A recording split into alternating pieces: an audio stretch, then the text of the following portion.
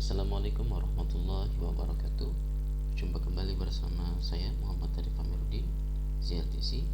Baik, sobat ZLTC, pada kesempatan kali ini saya akan membawakan sebuah uh, tutorial bagaimana menggunakan uh, file perhitungan spreadsheet baru kami, yaitu mengenai lining pada saluran ya, yang sering ditemui pada saluran irigasi ya, seperti ini bentuknya, yang biasa dikenal dengan kanal V ya, seperti itu.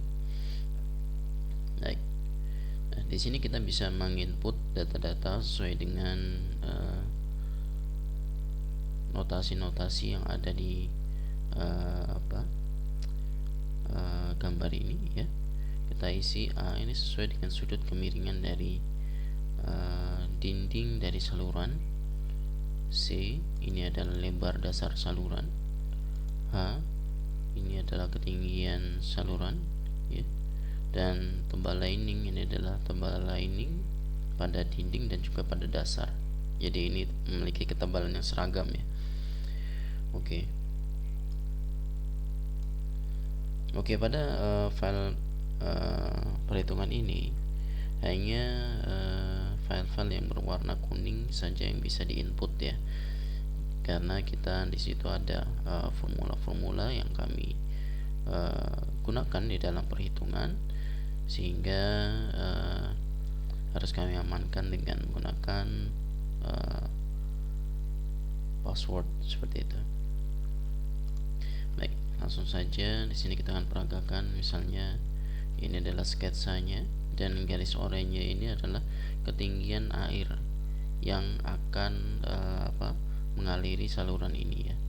Misalnya di sini kita akan mendesain sebuah saluran dengan kemiringan 30 derajat. Maka di sini akan berubah sketsanya dengan dengan lebar dasar saluran misalnya adalah 3 meter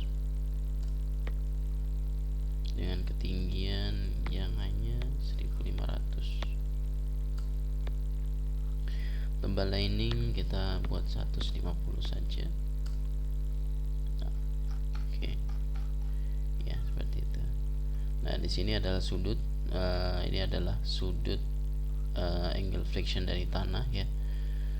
Jadi kita harus memperoleh data-data dari laboratorium, angle friction tanahnya berapa, kohesinya berapa, dan berat jenis tanah yang diuji itu berapa.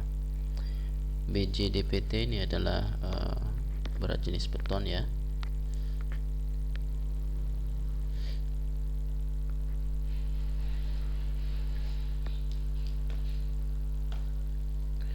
Oke, di sini kita di sini kita mengikuti data-data yang diperoleh dari laboratorium ya. Jadi bukan berdasarkan perkiraan ataupun menggunakan data-data di lokasi yang berjauhan dari titik proyek yang sedang kita desain. Jadi hindari menggunakan data-data yang jauh dari lokasi, walaupun mungkin hanya satu daerah ya, karena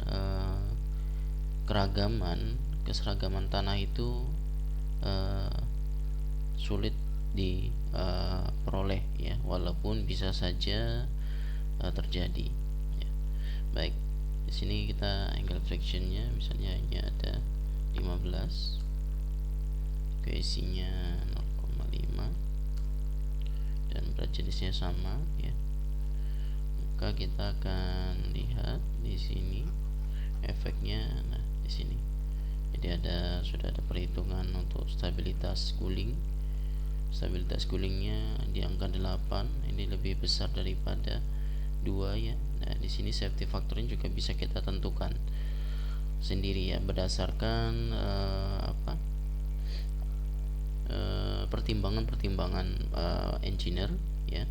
Jadi nilai safety factor itu bisa disesuaikan, jadi tidak mutlak 2 seperti itu. Nah, di sini bisa kita lihat untuk stabilitas terhadap geser dia angkanya 1, sehingga di sini direkomendasikan untuk meningkatkan kohesi tanah atau dengan menambah pondasi tiang ya. Tujuannya untuk menahan gaya geser atau gaya dorong yang terjadi pada dinding saluran seperti itu. Nah, cara yang bisa kita lakukan salah satunya dengan meningkatkan sudut ya, misalnya kita tingkatkan di sini 40 derajat. Nah, semakin tinggi sudutnya gaya dorong semakin besar ya.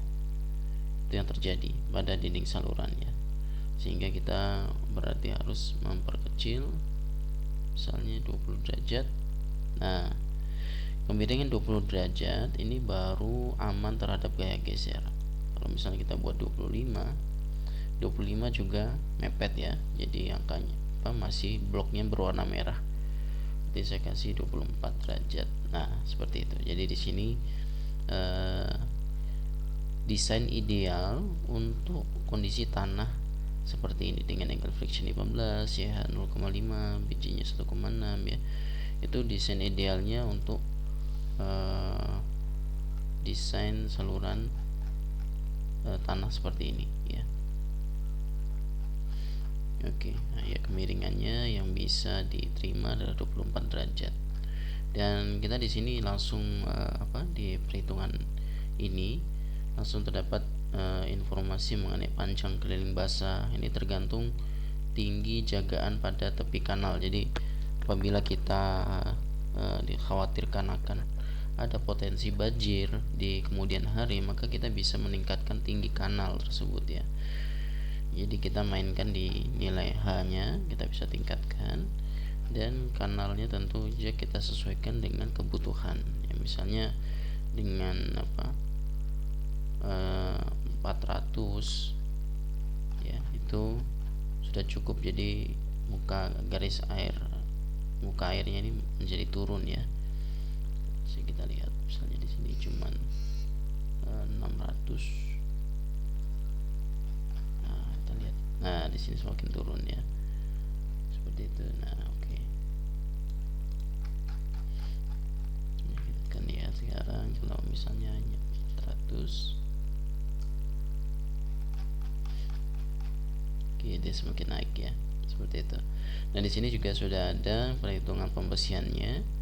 Jadi dari momen yang terjadi pada join yang ada di titik dasar dinding saluran itu adalah momen maksimum yang terjadi. Maka itu yang kami pergunakan sebagai dasar penentuan kebutuhan tulangan. Ya, dari sini sudah ada sketsa penulangannya. Yang warna merah ini tulangan susut ya. Jadi tulangan susut ini memanjang di seluruh dinding lining. Jadi bukan hanya di tengah seperti sketsa ini ya. Sketsa ini hanya untuk menunjukkan saja ya. Jadi ada tulangan yang menerus di dinding lining ya. Nah, kalau yang warna oranye ini adalah tulangan pokoknya yang akan menerima momen, yang akan menahan momen. Seperti itu. Nah, ini posisinya ya. Nah, tulangan bawah juga ada. Jadi kalau di sini berwarna hitam. Nah, ini dia berwarna hitam ya. Karena biasanya tidak mungkin di lapangan dipasang dalam satu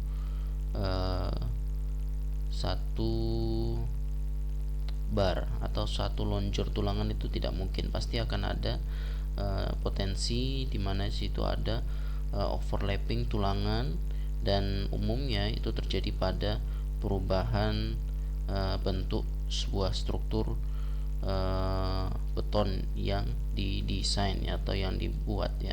Jadi biasanya di sini pasti akan ada join pertemuan tulangan ya, seperti itu. Oke, di sini saya akan peragakan bagaimana kalau kita tingkatkan tebal dari beton liningnya. Saya jadikan 250. Nah, di sini juga meningkat ya. Jadi terjadi peningkatan dan kebutuhan tulangannya juga menjadi berubah ya. Di sini menjadi D13 180 dan tulangan susut horizontal ini D10 jarak 90. Baik, demikianlah sobat CLTC peragaan penggunaan file perhitungan kami yang baru ya. Apabila penasaran dan